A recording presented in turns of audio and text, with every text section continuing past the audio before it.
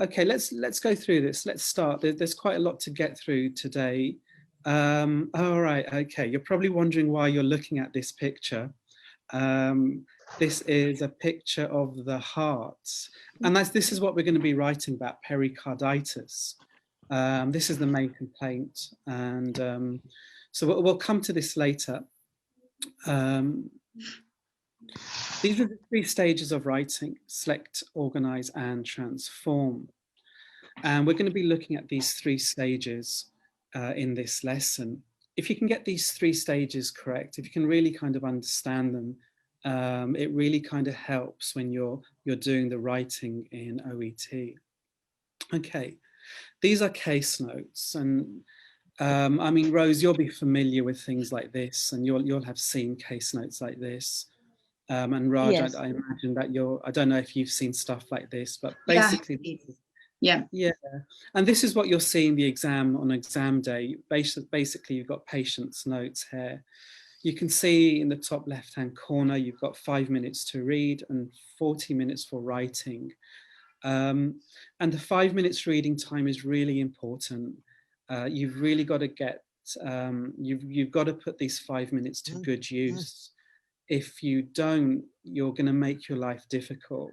So the first thing we need to really do when you're doing the writing is to identify the purpose.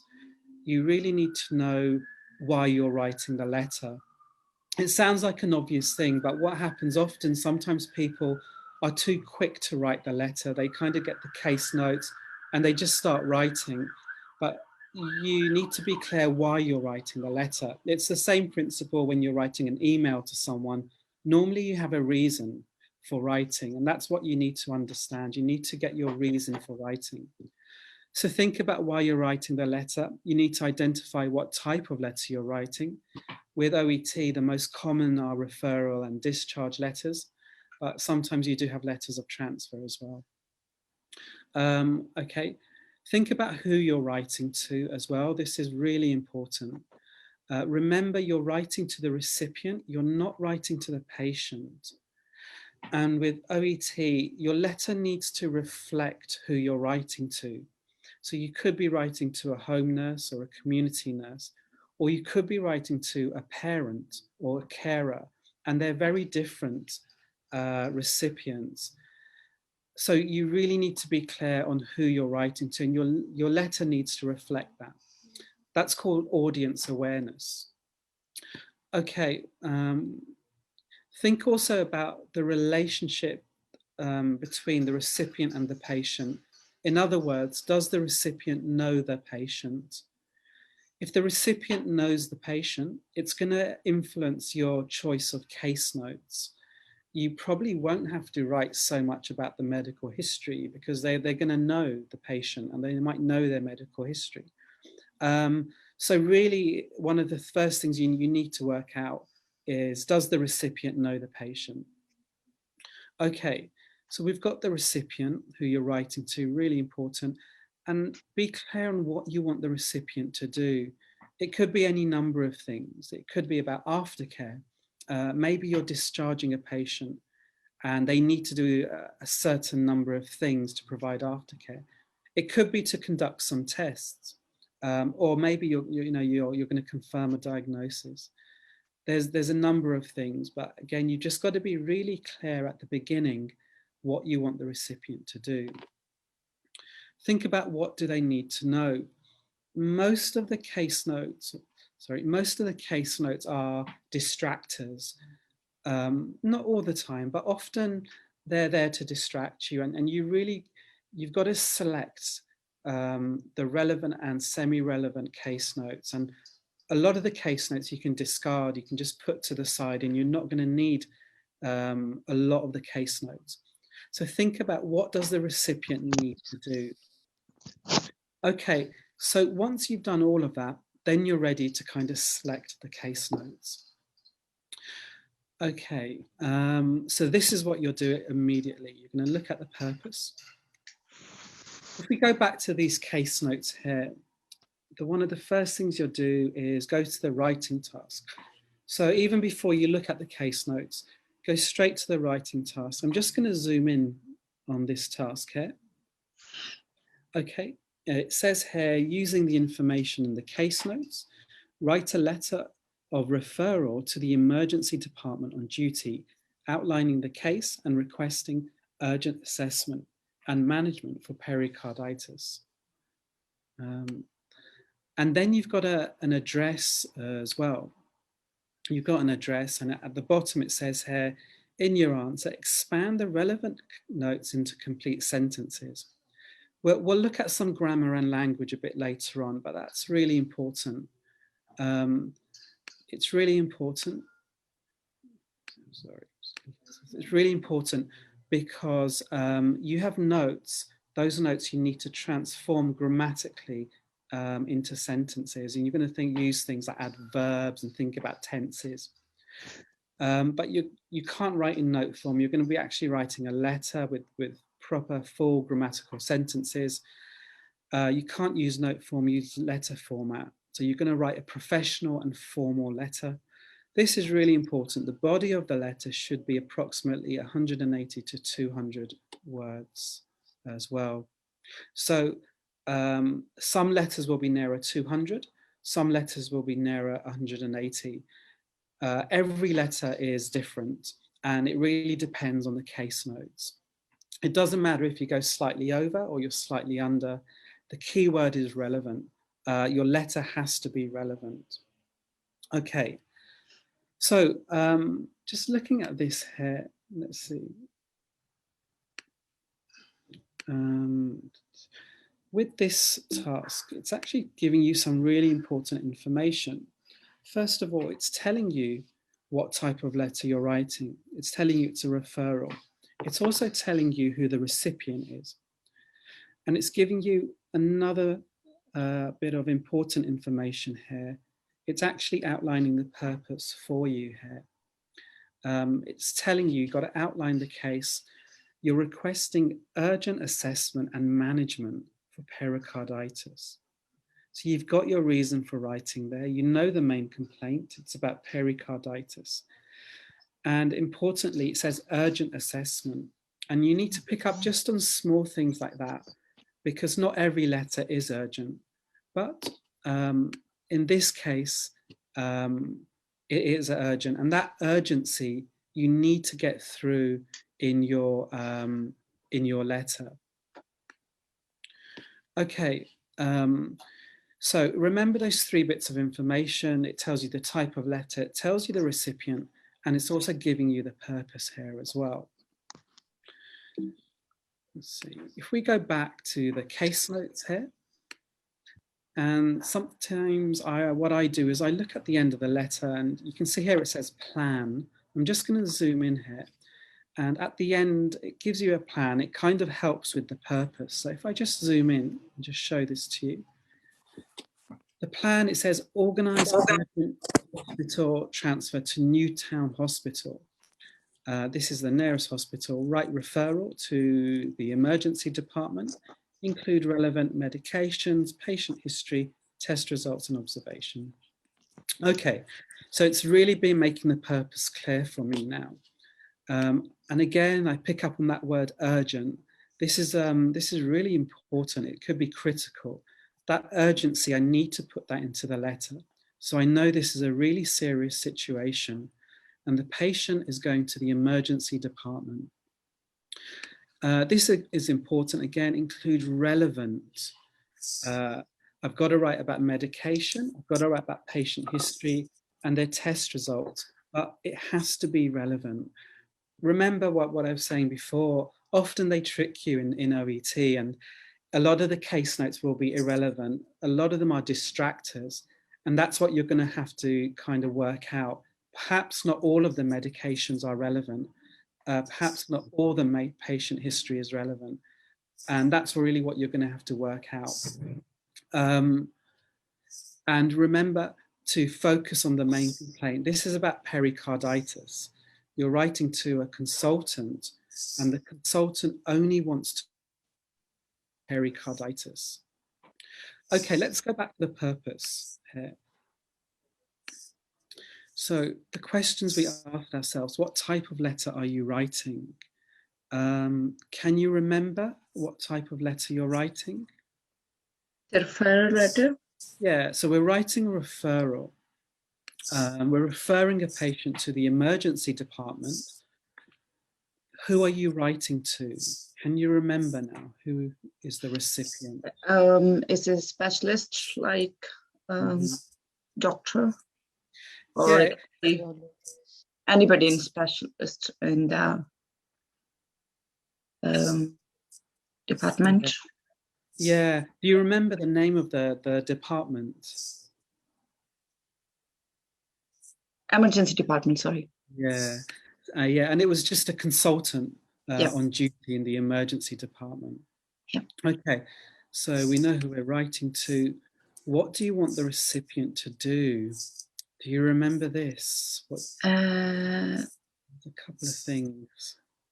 Urgent assessment or something urgent. Yeah, you're right. There was urgent assessment, Yeah. and also management as well. Yeah.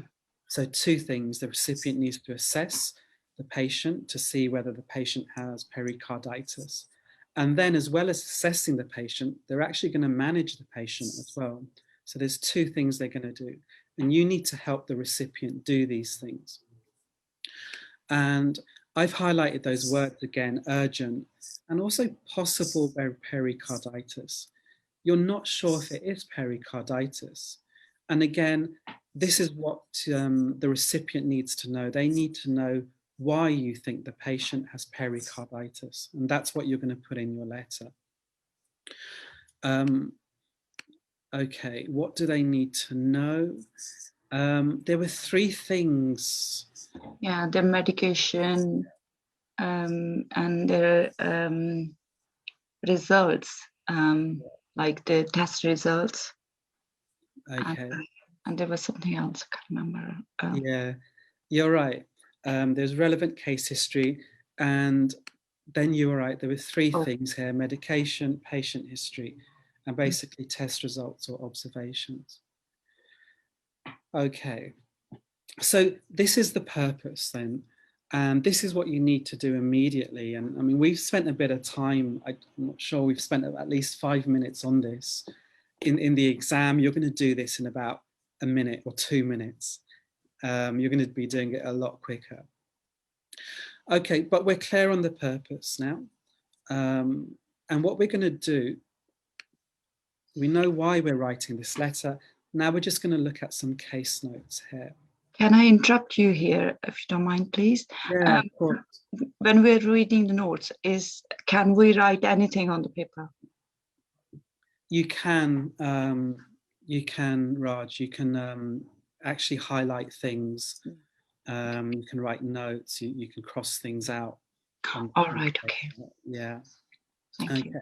And unless you're doing it on the computer, I think on the computer you can still highlight things, but it is slightly different from having the paper-based. Yeah. Thank you. Okay. So we're clear on the purpose. We know why we're writing. It's all about pericarditis. The recipient is going to assess and then manage the patient, and we know it's urgent. Let's have a look at the case notes here. At the top, it gives you a bit of background information. Again, I'm just going to zoom in. It says you're a nurse conducting a nurse home visit as part of a routine follow-up care after this patient's recent hospital discharge. Okay, so they're just giving you a bit of context. It's telling you recently the patient has been discharged from hospital. You're a home nurse. You're following up the patient.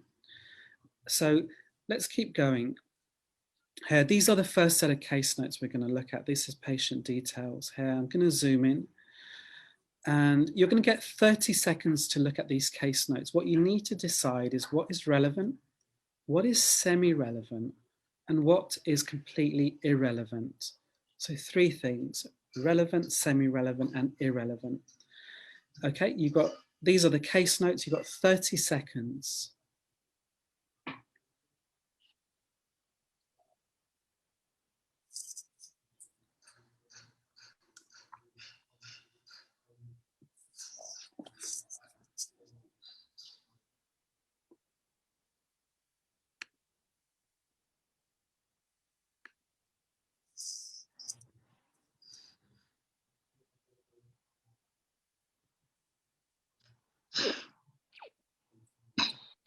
Okay, so this is patient details, as you can see. And really this kind of stuff, the name, the date of birth, it is relevant. It's Yeah. not really relevant for the main body of your letter, but you're going to need that information for the layout at the top. Yeah. And we'll kind of talk about that later. Really, we're going to focus more on the main body of the letter. But most of you will know in the top left-hand corner, you're going to write the recipient, you'll be writing the address, and you're also going to write the RE, which is referring, or sometimes people say regarding, and then you have the patient's name and usually their date of birth. So it is relevant, but we don't really need this for the main body of the letter. You won't need the address. Social background, what do you guys think? Is there anything here that the recipient would be interested in? No, primary school teacher. I think that's nothing to do with his condition. Yeah. Lives on her own. That's not very relevant either. But husband died with lung cancer. That can be a little bit, related to, like, because this comes in like family history. I'm not sure. Yeah, I think you're right, Raj. I mean, certainly with the social background here, retired teacher, it's really not relevant at all. I mean, you might put it in as background, but remember the recipient really wants to know about pericarditis. Yeah. And there isn't really anything here. I think lung cancer, it's not really related to cardio. So it's not something I would put in the letter. Perhaps in real life, you would put it in, but certainly with OET, what you've got to get used to is kind of just focusing on the main complaint, which is really a cardiac problem, and focusing on pericarditis. So really, actually, there isn't too much here with the social background. Let's move on. We'll look at the next section here. You can see this is medical history.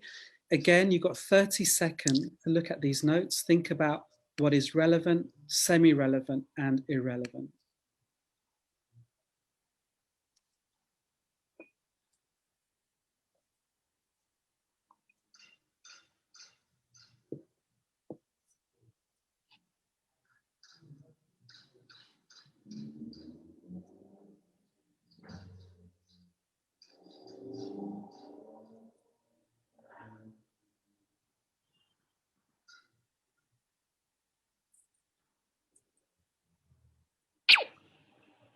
Okay, so that's 30 seconds. You can see here we've got medical history now, and we've got 3 different kind of conditions: hypertension, diabetes, type 2 diabetes, and depression.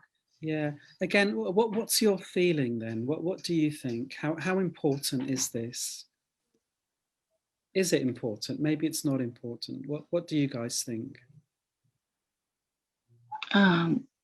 It says it's well managed, so it's like it's okay. Is it related to pericarditis? Hypertension.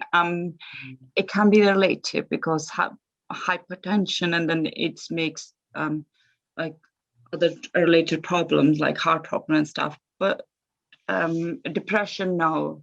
Depression is not related to cardiac problem.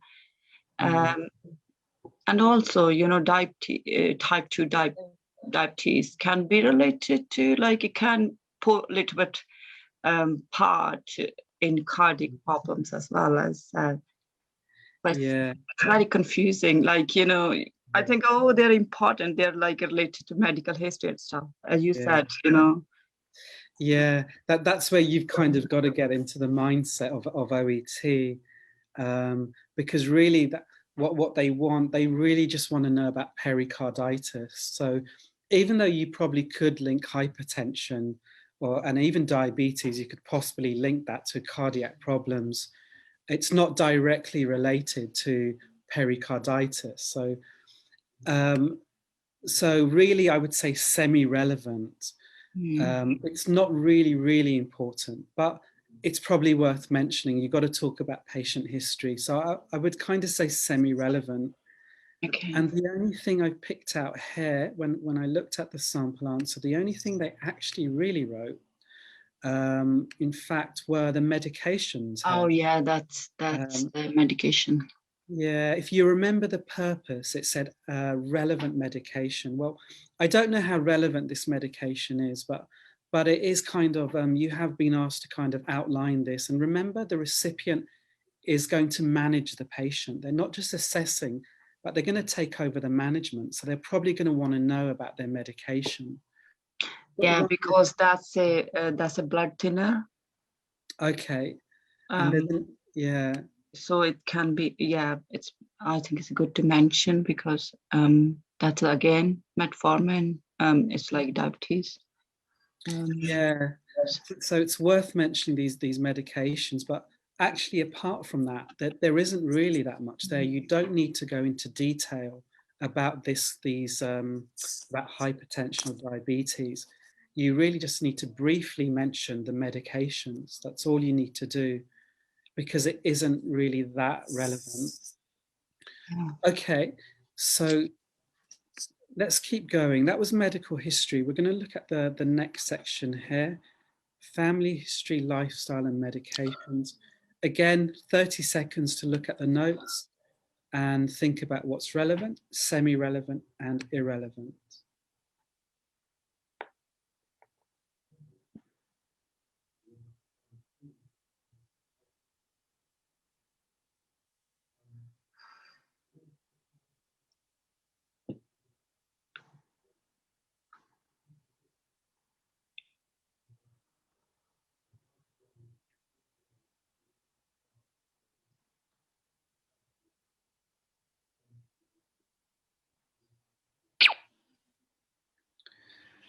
Okay, so this time we've got family medical history here.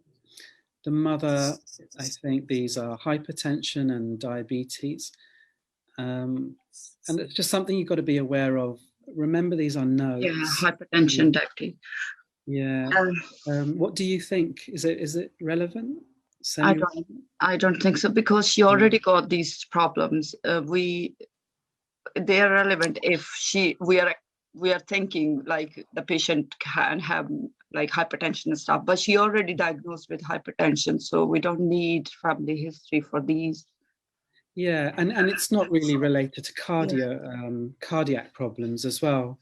So yeah. I think it's not really worth mentioning here. And then with the lifestyle, we've got smoking, got exercise, diet.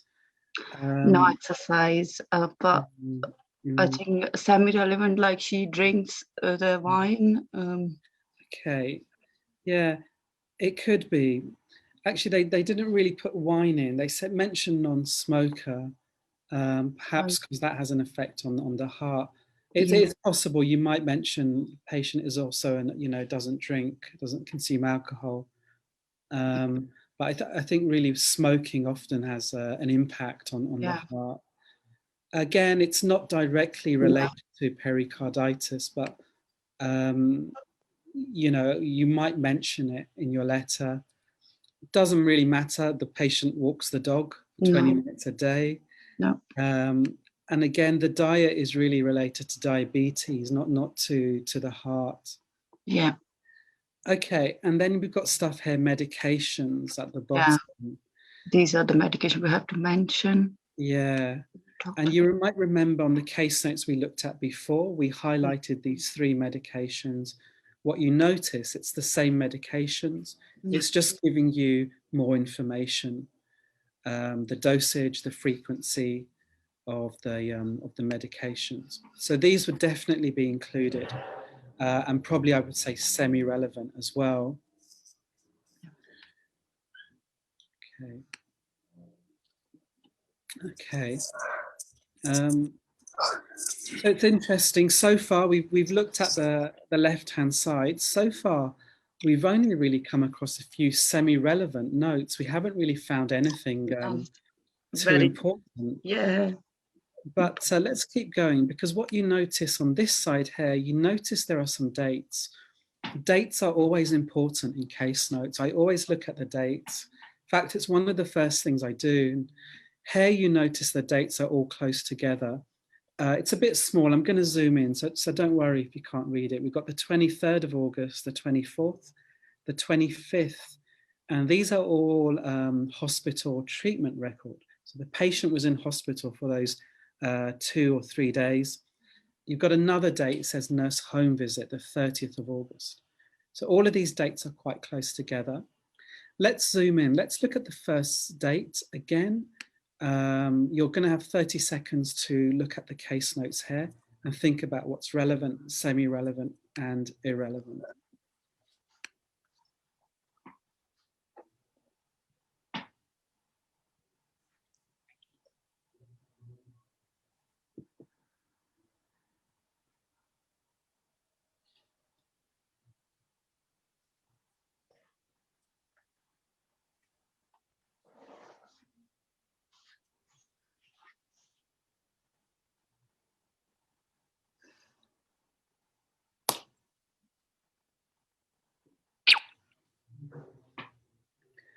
Okay,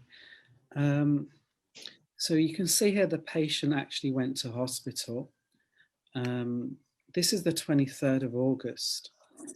The patient was visiting sister for the weekend. The sister lives 3 hours away from Newtown in Green Valley. What do you guys think? No.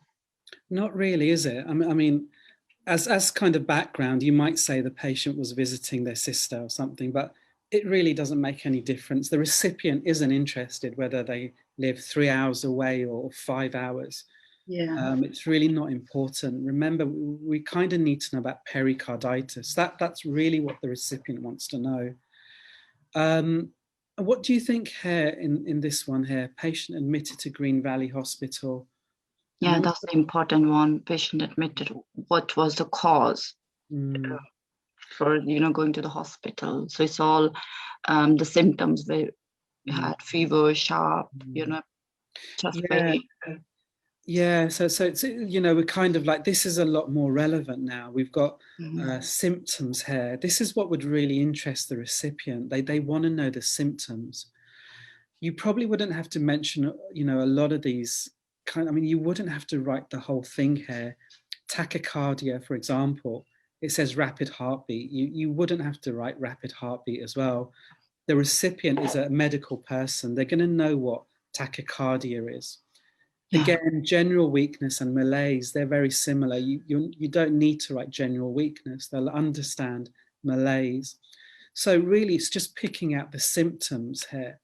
So can we write fatigue instead of a general? No. Instead of general weakness and malaise, can we put fatigue as well? Yeah, you probably could.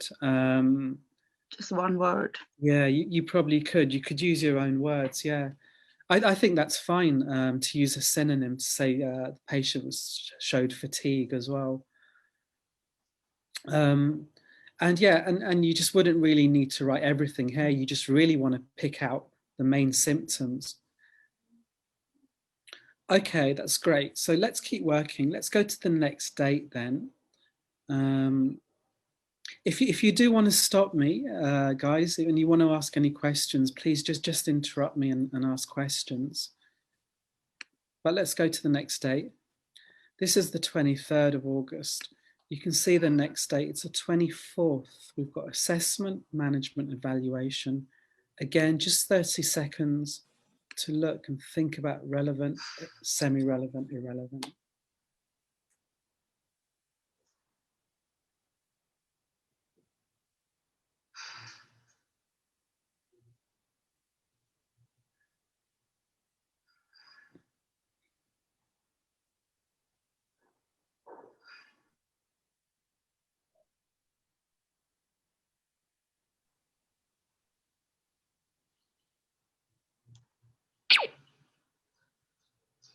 Okay, so we've moved to the next day.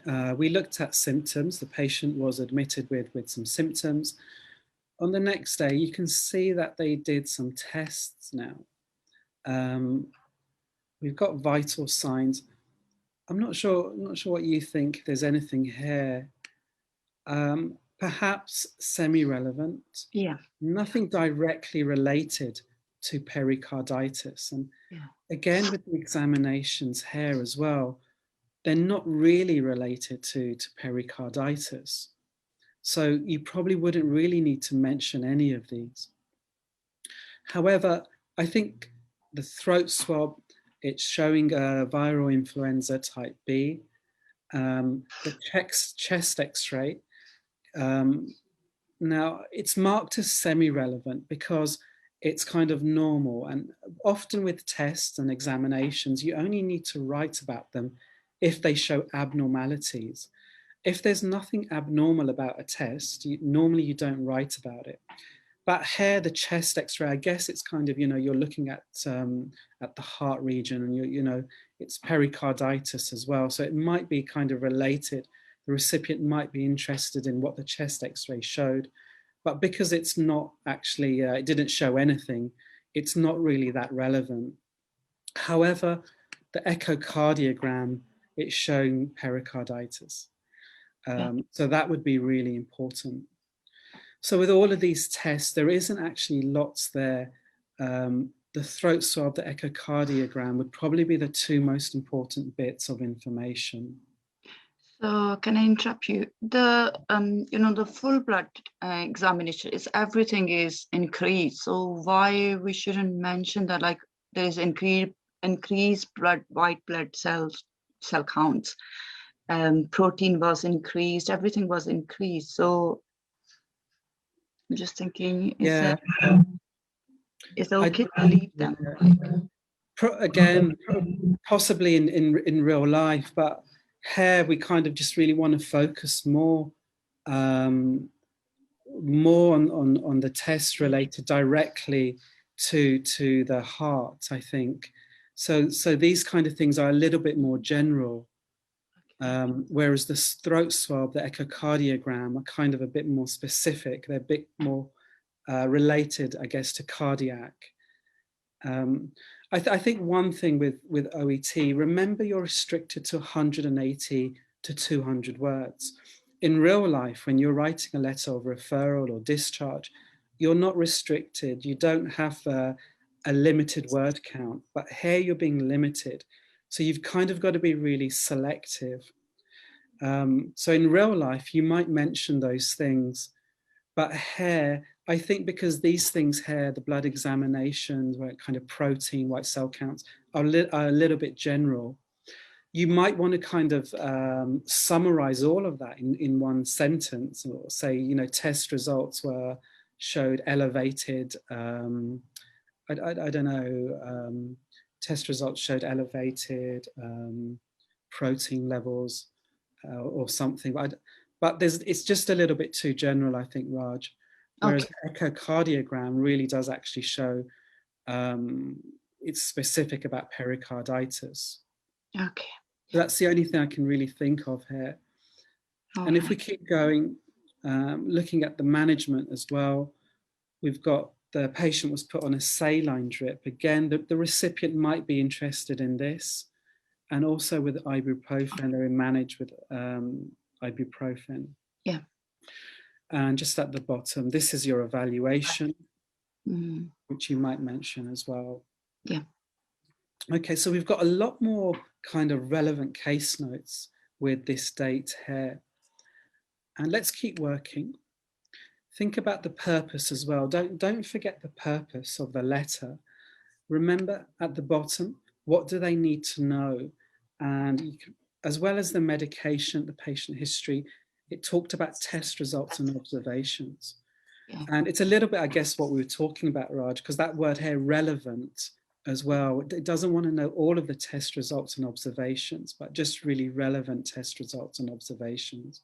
Yeah. But that's what you had here. You've got the test results. So all of this stuff, if you remember the purpose and keep the purpose in your head, you're going to know that there's stuff here which is really important that you need to mention in your letter.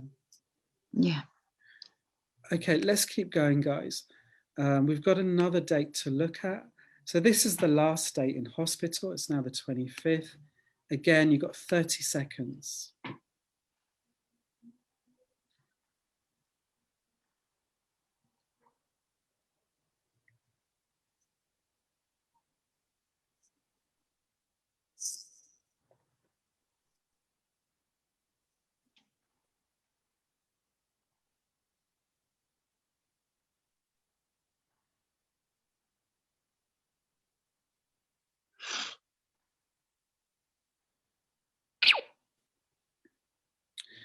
Okay, so what do you guys think?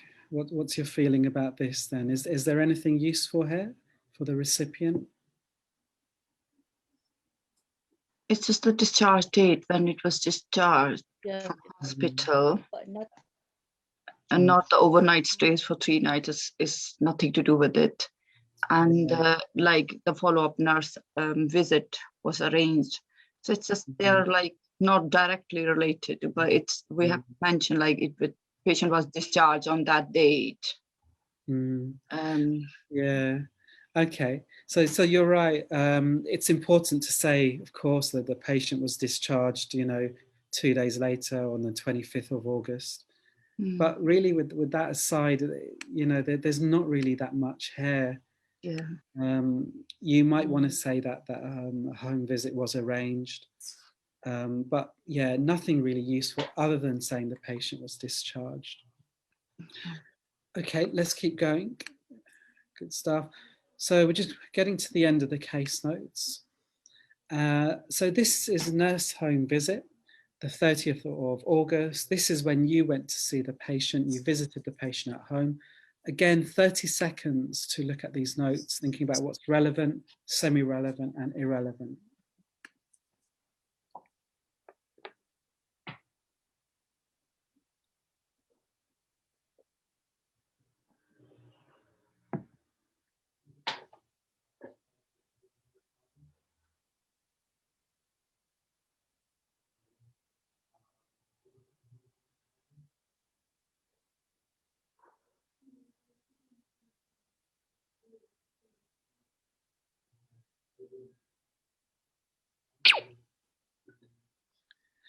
Okay, so this is the 30th. This is 5 days after the patient was admitted to hospital. They were discharged 2 days ago. And kind of be aware of the dates, get that picture in your head as well. The patient was admitted 5 days ago. They spent about 3 days in hospital. 2 days after being discharged, I'm going to see them. So you kind of get a really clear picture in your head of the situation. The observations, okay, what do you think? The patient's unhappy? No. Okay. Need to mention. Yeah, they report feeling chest pain. Chest pain, shortness of breath, fatigue. Okay. Yeah, so we've got some new symptoms again, and probably you're going to have to mention this. Yeah. Frustrated with progress of recovery. Don't need to mention that. No, not really. The recipient really just wants to know about the symptoms. Really, they just want to know about pericarditis. Medication adherence, the patient reports compliance. Something about blood glucose. This is kind of diabetes, I think. What do you think? No need to mention. Probably not. Yeah, probably nothing really here. The patient's taking their medication. That's all it's really telling you. And then you've got things here about the vital signs. There's a low-grade fever. Respiratory rate is elevated. Heart rate is elevated. And blood pressure is so low. Yeah, probably all of these. Because they're all kind of abnormal. They're kind of quite worrying. And again, the recipient would probably want to know this kind of information. The niece is no longer staying overnight. No need to mention that. Yeah, this is completely irrelevant. Your assessment is the patient is unwell, hasn't improved, and you suspect a possible relapse or complications of pericarditis. Yeah. Like complication of pericarditis is the relevant thing, but not patient is unwell or nil improvement, because we can't judge that. Like, is the main relevant is like we're thinking ego, the problems, complications. Yeah. You really just want to say, when I went to visit the patient 2 days after she was discharged, she had these symptoms, and you can list the symptoms, and then you've got this case note here. I suspect a possible relapse of pericarditis. So, and just picking up on these things here, like the question mark, and it's really important you interpret these symbols. So this is kind of saying it's a possible relapse. You're not sure. And remember, this is the part of the purpose. This is why you're writing, why you're referring the patient to the emergency department, because they're the ones who are actually going to assess the patient to see if they have or haven't got pericarditis. Yeah. So it's possible, possible relapse. So you might want to put that in your letter. Okay, so we've got through the case notes at the bottom. This was the plan we looked at earlier. If we just remind ourselves of this plan, and you'll remember we picked up on the word urgent. It's urgent, it's critical. We've got to get that in the letter. We also highlighted the word relevant. And these are the three things that we were going to write about: medication, patient history, and the test results. Okay, when you look at the case notes as a whole, what you notice, actually, most of the relevant stuff comes on the second page of the case notes. This is the really important stuff, and this is really what the recipient wants to know. So in a way, if you started your letter with the case notes on the left-hand side, talking about medical history, family medical history, it wouldn't really be good, because what you want to do, you want to put the relevant stuff at the top of your letter. So the really important information, it goes at the top of your letter. And the important information in these case notes actually comes on the second page here. This is really the important stuff. And with the style of writing with OET, you really want to get straight to the point. You want to be direct and mention the relevant stuff almost immediately. So be careful. Don't make the mistake of going through the case notes in order, because that's really not what they want in OET, and your letter isn't going to read very well if you do that. In many ways, you're going to start your letter actually with these case notes here. Okay, and we're going to look at a sample answer now. Just wonder if you want to ask me anything about these case notes before we look at the sample answer. So can I ask the layout, like, the notes, like end of the case notes is plan. Is every case notes going to mention the plan, or is just a few? Yeah, I mean, every case note, all the case notes are different, Raj, but a lot of them at the bottom, especially when it's a discharge letter, they normally have a discharge plan. Okay. And not all of them, but a lot of them do. And that's something I always do actually at the beginning. Before I go through all of the case notes, I'll have a look at the discharge plan, just so I can be really clear about the purpose. Yeah, it gives us a clear idea, but I'm just wondering if every case note is going to get the plan, or it's just a few. Yeah, I think most of them do, but a lot of them don't. And that's the thing with OET, they like to keep you guessing. And really, it's not going to be until the day of your exam, when you turn over your paper, will you really know whether there is a plan or there's not a plan. Yeah, thank you. Okay, let's look at the sample answer. So we looked at we've looked at the purpose, we've looked at selecting case notes. Let's look at transforming case notes. This comes from the sample answer provided. I'll just give you a minute to read this. It says, thank you for seeing Miss Stiles, a 62-year-old widowed and retired school teacher who requires your urgent investigation of a possible relapse of pericarditis. Okay, it's very short. You can see actually it's only really one sentence. And often with the introduction, you only need to write 1 or 2 sentences. What you need to do with the introduction is state the purpose immediately. And actually in this one sentence, it's quite interesting because there's quite a lot of information in this one sentence. First of all, it starts off by saying, thank you for seeing Ms. Stiles. Now, that's telling you it's a referral. It's one way of starting a referral letter. But there are other ways. And you have to remember writing is different from reading and listening. In reading, the answer is always answer A, or it's B, or it might be C. Everyone has the same answer, but with writing, there's different possible ways of writing a letter. So here it says, thank you for seeing Ms. Stiles, and it's a common way, and it's a nice way of starting a referral letter. But there are other ways. You might say, I'm writing to refer, sorry, it should be Ms. Stiles, not Mrs. Stiles.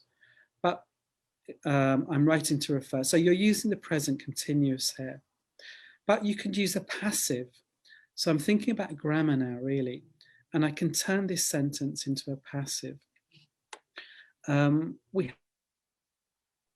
done any lessons on a passive. I'm just wondering if you can turn this sentence into a passive. I'm writing to refer Miss Stiles. If you started with Miss Stiles, could you make that into a passive sentence? Suffering from complication of pericarditis. Okay, so I mean, to do passives, it's a whole different language. It's a whole different lesson, really, on grammar. But we're moving Miss Stiles to the beginning. Miss Stiles is being referred into your care. So I'm actually using the present continuous passive. So it's just another way to start your letter. I could also say something like this: Miss Stiles is to be referred into your care. Again, this is called the passive infinitive, and we don't really have time to go into the grammar. That's really a different lesson. But you can see there are different ways of starting a letter. All of these are quite nice, but I do like to use the passive form. Which one is more effective? What do you think?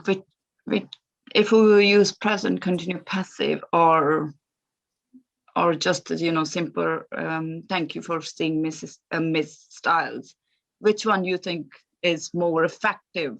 To be honest, Raj, I think they're both fine.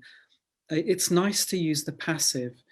When you look at Mrs. Stiles is to be referred into your care, this kind of passive is really taught in advanced English. So you're showing the examiners you've got advanced level English. And it's also useful for writing as well. It's not really spoken English. It's formal, and it's really something we use more for writing. So this is a really good structure to use. But this is also a nice way. Thank you for seeing Miss Stiles again. It's really something I would really just use for writing. So I think both of these are fine. Even Mrs. Stiles is being referred. It's a passive as well. And it's probably more useful for writing. So I think all of them have kind of good things about them. The one here, I'm writing to refer Miss Stiles, that's probably the simplest one. Yeah. And there's nothing wrong with it, but you can make it more formal by using a passive form or by using this, thank you for seeing Miss Stiles. I think any of these three would really be fine. Okay, so just thinking about how you're starting the letter. So this is the introduction. The first thing you're doing is you're saying what type of letter it is. Is it referral, discharge, or is it transfer? So you're telling the patient, the recipient immediately, I'm referring this patient to you. And then you've got here who requires your urgent investigation of a possible relapse of pericarditis. So you're stating the purpose.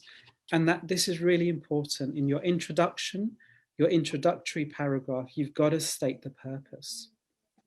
And I've got the purpose here. In the main body of your letter, you're then going to expand on the purpose. But in the introduction, you're simply going to state it. I've also got here the diagnosis and the condition, and that is really important. I'm mentioning pericarditis. It's always important to mention that.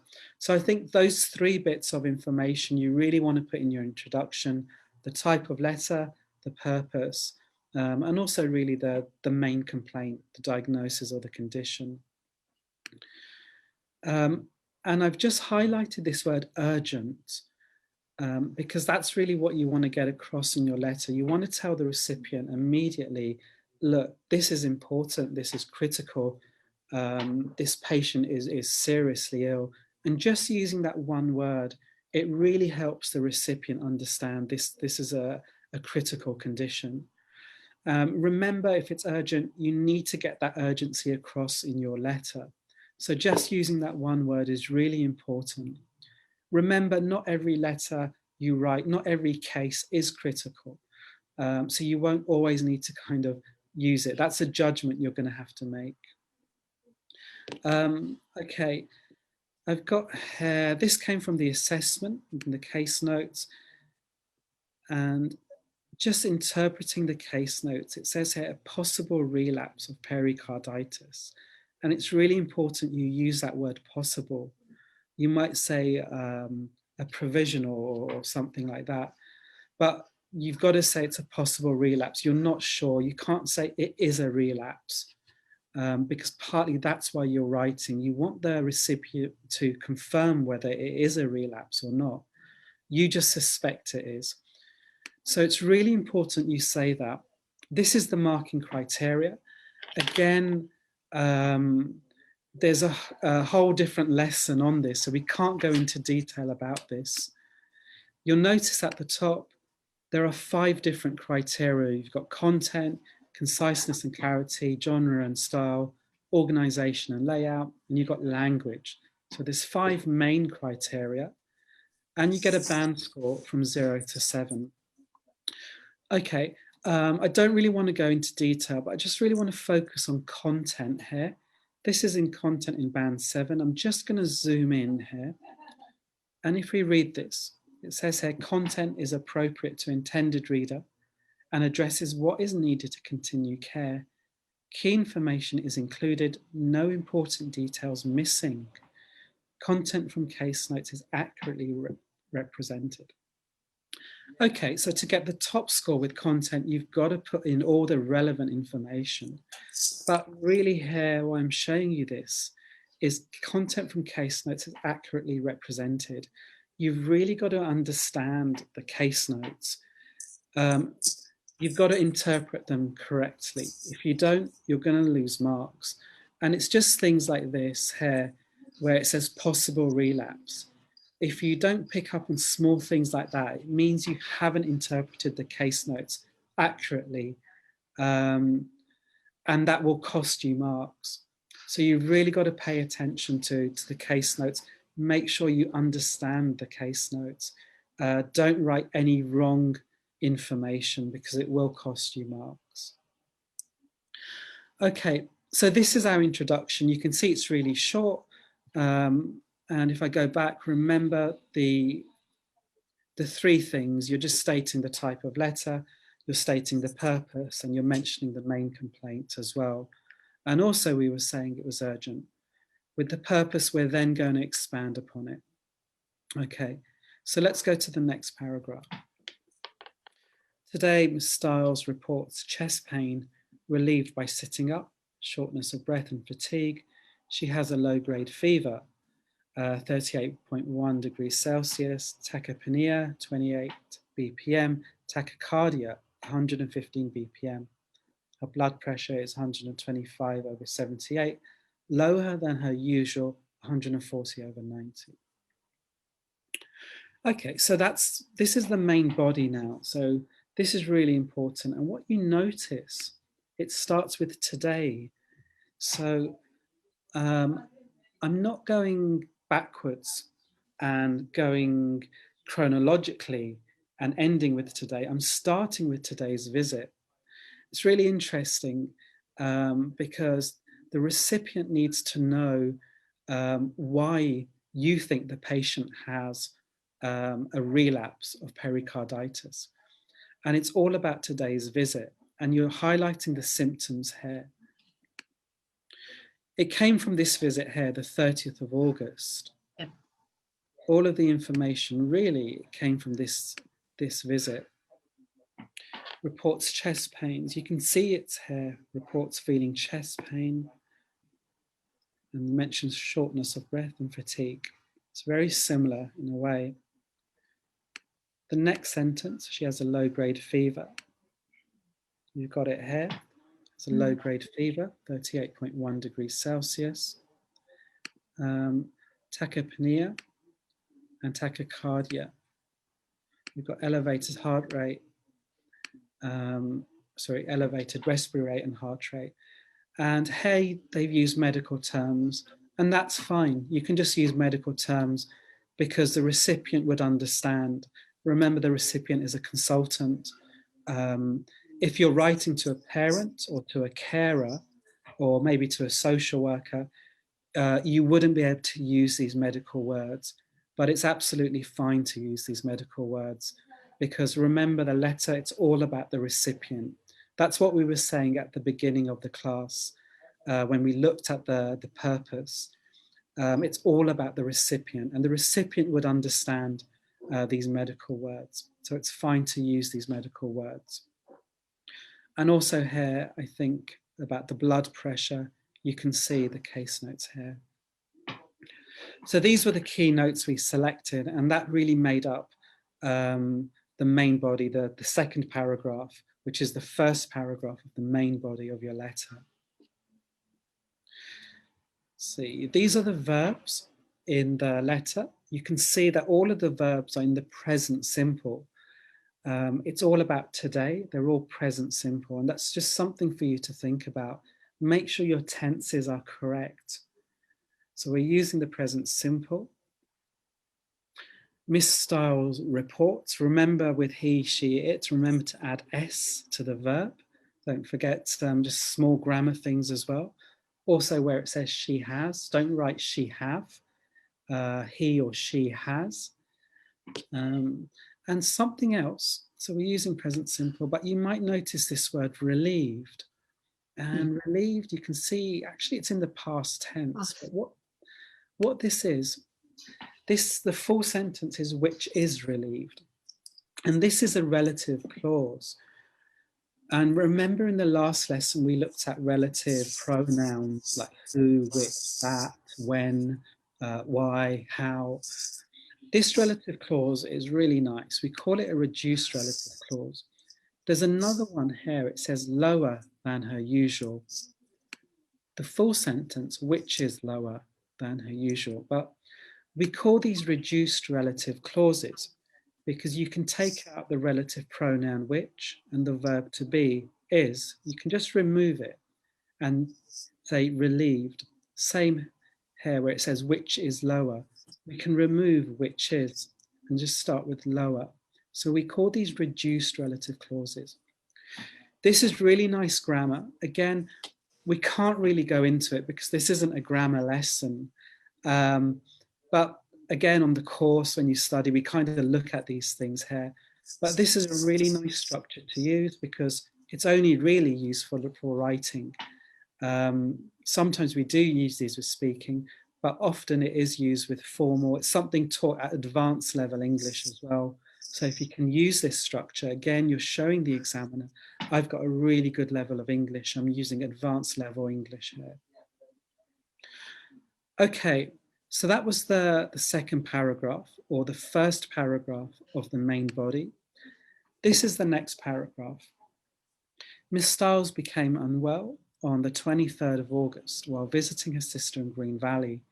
She was admitted to Green Valley Hospital with fever, pleuritic chest pain, tachycardia, and general malaise.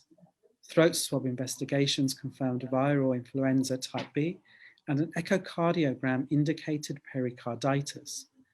Her chest x-ray was normal and Ms. Stiles was managed with IV saline and ibuprofen. She was discharged home on the 25th of August. A home nurse visit was arranged for today. Okay, so this is the next paragraph, and we've actually now gone backwards. We've started now with the first date that the patient was admitted in hospital. And you can see here, these were the case notes picked out that we said were relevant. And patient was visiting the sister. They all came from the first two sentences. The next sentence actually came from the next visit. They actually came from the 24th of August. So this paragraph is made up of two different visits. You could separate them, but there's not that much information. And in a way, it's nicer really just to combine these two visits. And that's something else you'll get used to as you write these OET letters. It's not like one visit, one paragraph. You can combine different visits together. Sometimes you might even combine three visits.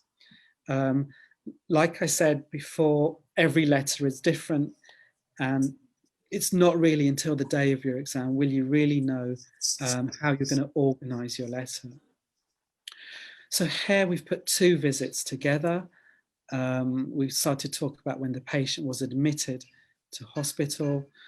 If we take a close look at this paragraph, when you look at the first sentence, it says Miss Stiles became unwell on the 23rd of August.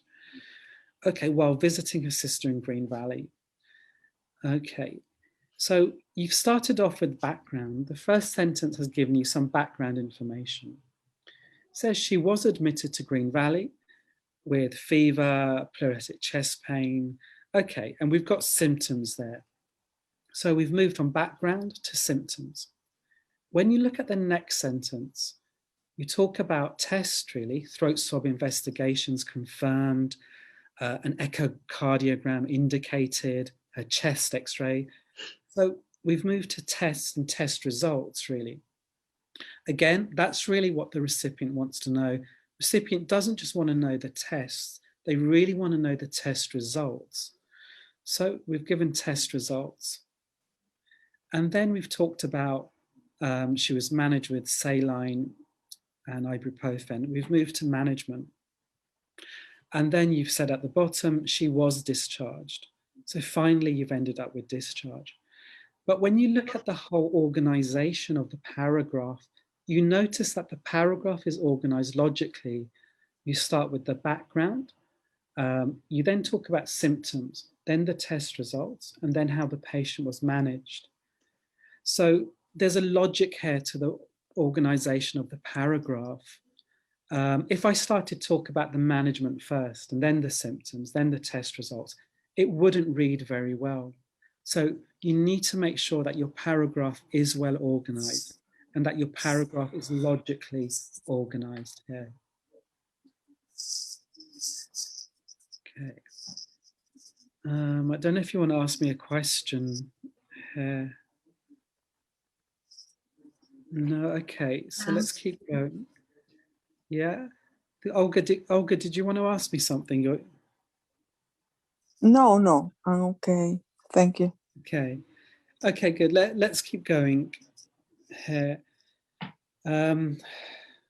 Also, where it says here, throat swab investigations confirmed viral influenza type B and an echocardiogram, you'll notice they put the throat swab and echocardiogram together. And then they mentioned the chest x-ray. They didn't just copy in order. And that's really what they don't want in OET. You've got to work out the important information and group it together. The chest x-ray actually didn't show anything, so it's not as important. And we've grouped together the important information. The important information was the throat swab and the echocardiogram. So we've grouped these together. Less important was the chest x-ray because this really didn't show anything. So I've put that afterwards, at the after the throat swab and the echocardiogram. And that's what you need to do with your letter. You need to put the important stuff first. And that's really what we talk about, highlighting key information. Again, you kind of get marks for this. You want to put key information at the top of your paragraph and at the top of the letter. The semi-relevant information would come towards the end of your letter. Okay. And just finally, just to look at the language as well in the letter, what do you notice about the verbs in this paragraph? It's a past. We're talking about, Yeah. like it's a past tense. Yeah, this time, because we've gone back to the 23rd of August and we combined it with the 24th of August and even with the 25th when the patient was discharged.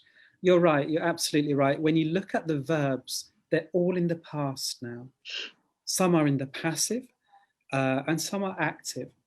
But the important thing is that grammatically, all of the verbs are in the past simple.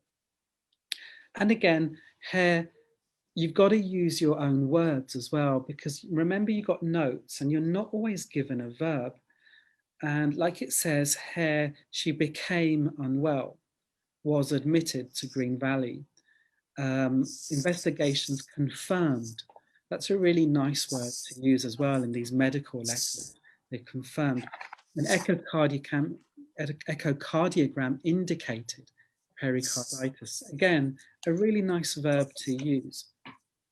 So just really something to think about. Make sure you get your tenses correct and you're using the right verbs in the right tense. Okay, so we're getting to the bottom of the letter. It says here, Miss Stiles has hypertension, diabetes type 2 and depression, managed with quinapril, Acupril, 40 milligrams twice daily, metformin, Diabex, 500 milligrams twice a day, and gliclazide. This is 30 milligrams daily.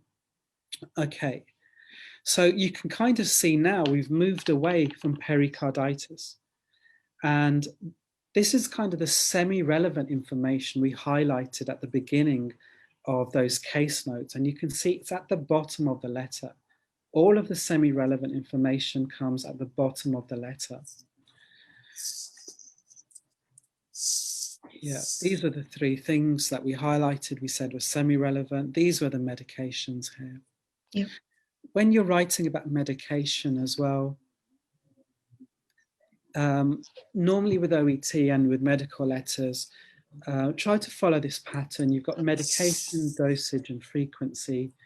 So you'll notice there, quinapril, you've got the medication, dosage, 40 milligrams, frequency, twice daily. Sometimes I separate them with a comma. They haven't here, and it's fine not to.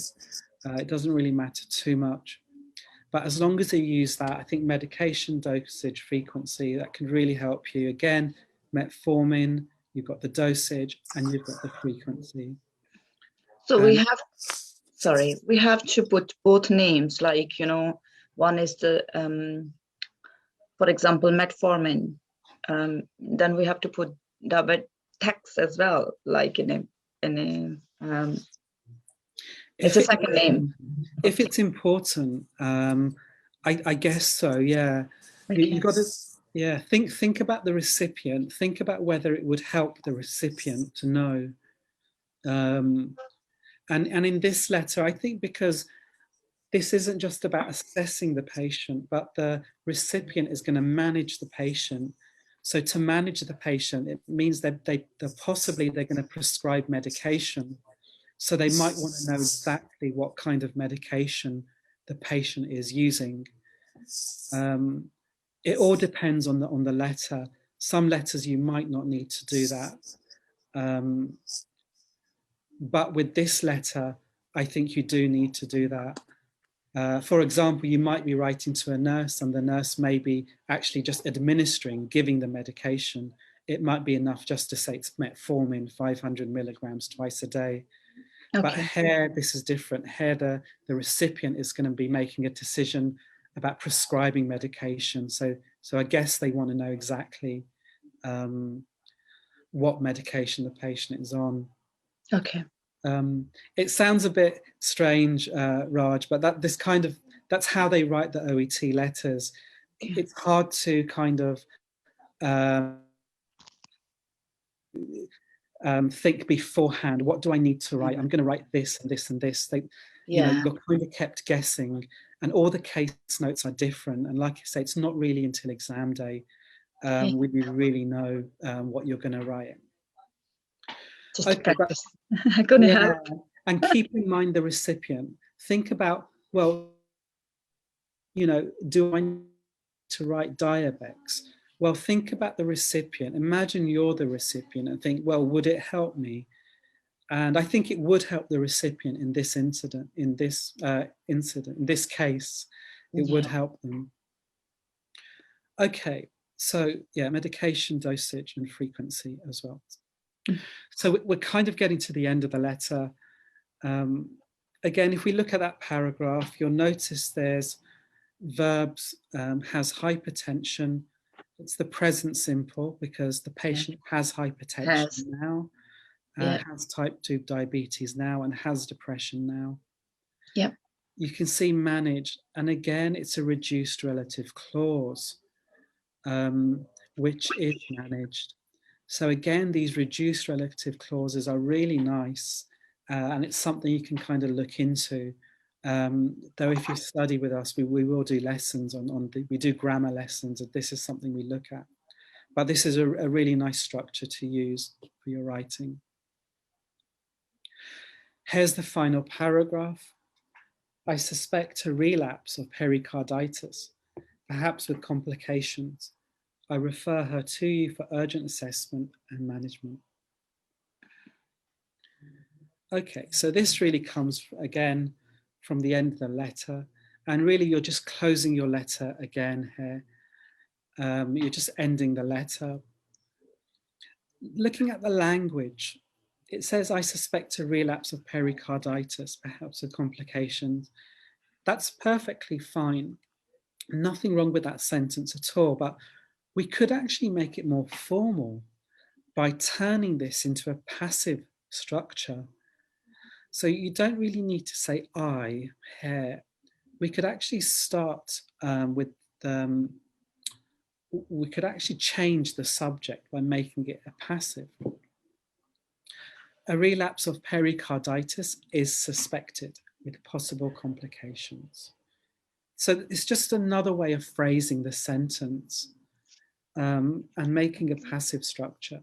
I could also say this, sorry, it should be Ms. Stiles is suspected to have had a relapse of pericarditis, perhaps with complications.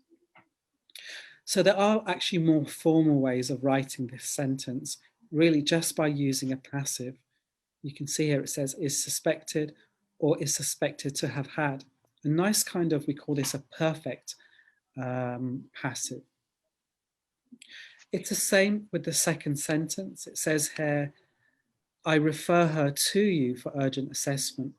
Again, you don't need to say I refer her. You could always say something like this, Miss Stiles is being referred for urgent assessment and management. Or Miss Stiles is to be referred for urgent assessment and management. Okay, just lots of different ways, but again, it's just useful to use some passive structures. Okay. And again, just highlighted this word again, I've put in urgent as well. And you're just really repeating, you're getting across that urgency to the recipient. This is the sample answer here. If we look at it closely, you can kind of see the first paragraph. So you've got the introduction. Remember those three things.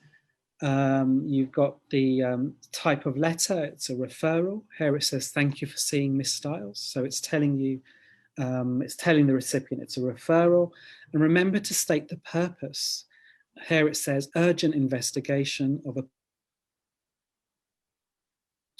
pericarditis.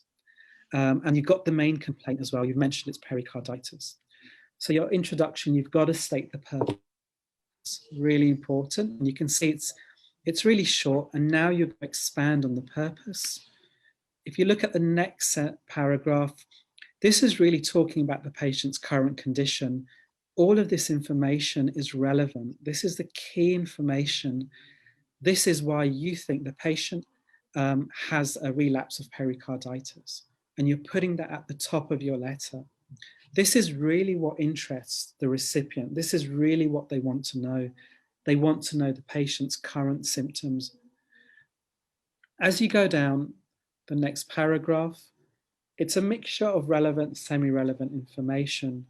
Then we've combined 3 different visits together in one paragraph, and we've summarized it really nicely. We talked about the previous test results and how the patient was managed. When you look at the next paragraph, it's all about medication. This was part of the purpose, but this is kind of semi-relevant, and it's not as important as the patient's current condition, particularly because it's not really related to pericarditis. The medication was related to hypertension, diabetes, and depression. Because it's not as important, it's come at the bottom of the letter. And we've kind of finished here. You've clarified the purpose. Often you'll finish a letter with a closing statement, something like, if you have any further questions, please do not hesitate to contact me, or something like, given the above, I believe the patient requires urgent attention. Something like that. You normally have a closing statement. Here, it's not really a closing statement. They've just really clarified the purpose. But don't repeat what you say. Avoid repetition. If you said something once, you don't need to say it again. Here in the opening paragraph, it says urgent investigation. Here I'm saying urgent assessment and management. You know, just avoid repetition, because you want your letter to be short, to be concise and direct. But that's basically the organization of the letter. And remember, you get marks for organization. It's a really important part of the OET writing. Okay, Raj, were you going to ask me something? Oh, yeah, you mentioned about the closing sentence, like if you have any further, if you need any further advice or anything, just do not hesitate to contact me. If we put that here, it's going to be wrong or right in this kind of sentence? Yeah, no, it's fine, Raj. You could do that instead. Remember, like what I was saying, that writing, there's many different ways to write a letter. And I think that's perfectly fine. If you finished off with a closing statement like that's perfectly fine. I think it's good to say, I suspect a relapse of pericarditis. I mean, you could always put that in your introductory paragraph. But there's many different ways you could actually end the letter. In many ways, the marks are come from the main body between paragraphs 2, 3, and 4, with the first paragraph and the last paragraph. Often there, you kind of know beforehand, well, in my introductory paragraph, I've got to state the type of letter and the purpose. I've got to do those things and state the main complaint. And then you know, okay, I'm going to have a closing statement. I need a way just to end the letter. The tough part is really paragraph 2, 3, and 4. It's the main body, because you have no idea what you're going to write until it's the exam day. So yeah, no, that's fine, Raj. There's lots of ways you could end this letter. And if you wrote something like, thank you for, should you have any further questions, please do not hesitate to contact me. I think that's fine. Okay. Okay, so just to recap on the lesson today, remember to identify the purpose, be clear on why you're writing the letter. If you don't know why you're writing the letter, even if your letter is beautifully written, if the grammar is great, it's not going to be relevant. And that's what it needs to be. Your letter needs to be relevant. In order for your letter to be relevant, you need to be clear on the purpose. Why are you writing this letter? Well, We wrote this letter because the patient needed to be assessed for pericarditis. They also needed to be managed, and it was urgent. That's why we were writing this letter. So be clear on the purpose. Be clear on who you're writing to. A letter to a consultant is different to a letter to a home nurse. A letter to a community nurse is different to a letter to a parent.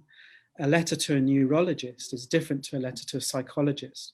Your letter must reflect who you're writing to. They call that audience awareness. So you need to have awareness of who your recipient is. What do you want the recipient to do? Well, we know we want them to assess and manage the patient.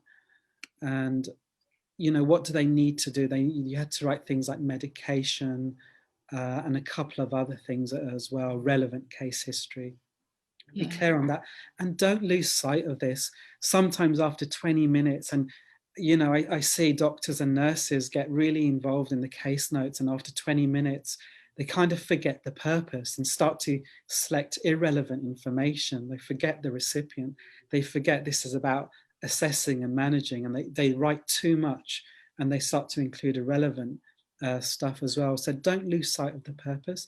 Keep it in mind throughout the whole of the 40-45 minutes. Select relevant and semi-relevant case notes. Remember, a lot of the time case notes are distractors. A lot of case notes you won't need, but also think about, don't just think about what's relevant and what isn't. Think about what's relevant and semi-relevant, because that's going to affect how you organize your letter. The relevant stuff will go at the top of your letter. The relevant stuff will normally go at the beginning of paragraphs as well. So selecting case notes, organize the letter logically as well. You need clear paragraphing. Each paragraph should really have a clear kind of topic, if you like. I think we had one paragraph about medication. We had one paragraph where 3 visits were combined together, but the paragraph was logically organized. So make sure your paragraphs are organized logically as well as the whole letter. With the transforming, think about your grammar. You know, you're going to need different tenses. We saw how the present simple was used. We saw how the past simple was used as well. Sometimes you've got one paragraph and you've got 3 or 4 different tenses. So really think about your language. Check your verbs.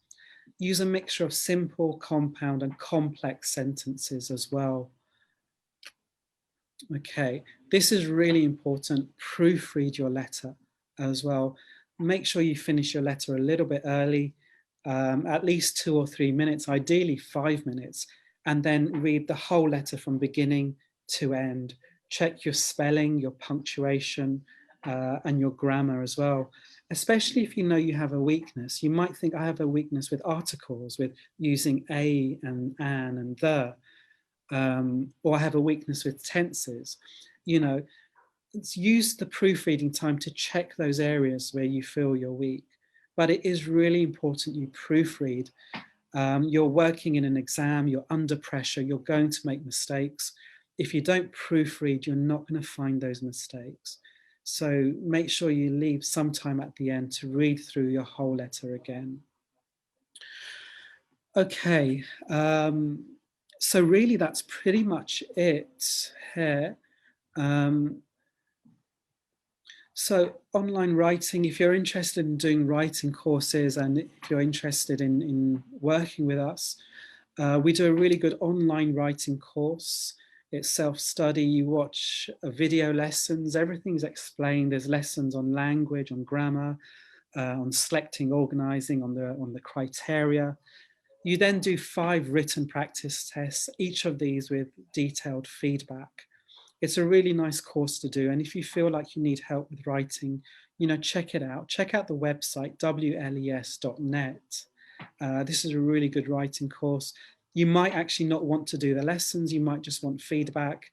This is something else we do as well. We send you case notes, you write your letter.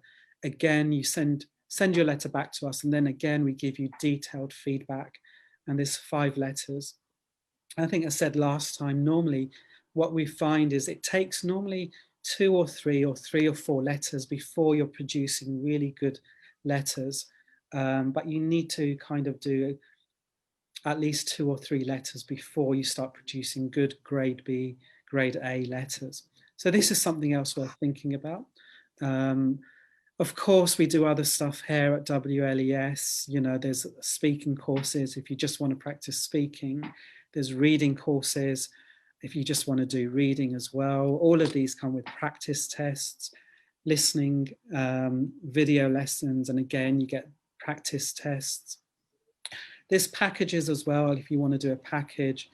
I know, Raj, you're looking at doing the gold package. Yeah, I need to speak Yeah. to you about platinum. What's the difference Sure. between gold and platinum? Could you? Yeah, we'll have a talk later on, Raj. You know that the platinum is it's really detailed, to be honest. There's a lot in the platinum. It's probably the most comprehensive, one of the most comprehensive online courses on the market, to be honest. There's a lot in there, covers all of the skills. You get practice papers as well, and you work with a tutor as well. I think, Olga, you're kind of looking at that as well a bit later on. Okay. But yeah, we'll have a chat later on. Check us out, guys, wles.net. These are the different packages that we do. Like I say, the platinum is probably the most comprehensive one. The nice thing with the platinum as well, actually, is that you work with a tutor. This is kind of really nice to do online speaking lessons, practice tests. There's loads there. Just check us out, wles.net. This is who we are if you don't know us. You can see me there on the left. Beth is in the middle.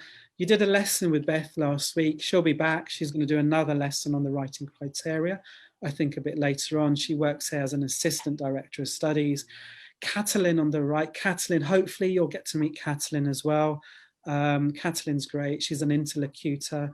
So she does the exam invigilations here in London as well. And hopefully you'll get to meet Catalin at some point as well. Mm-hmm. So that's it. Get in touch with us, wles.net. If you're interested in doing OET, if you need any advice, if you just want to chat, then come in and have a talk with us. Also, if you're here in London, please drop in, just come in and have a cup of tea, cup of coffee.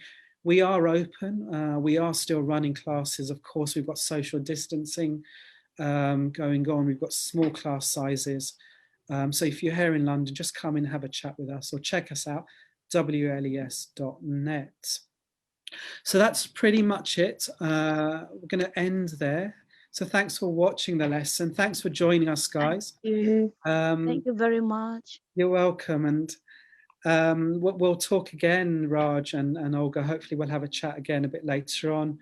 Okay. And for everyone around the world, thanks for joining us wherever you are. Thank you. Please stay safe, look after yourself. I know it's difficult times for everyone at the moment, but you know, stay safe. We hope you're well. Look after yourself. Take care, and I'll see you again.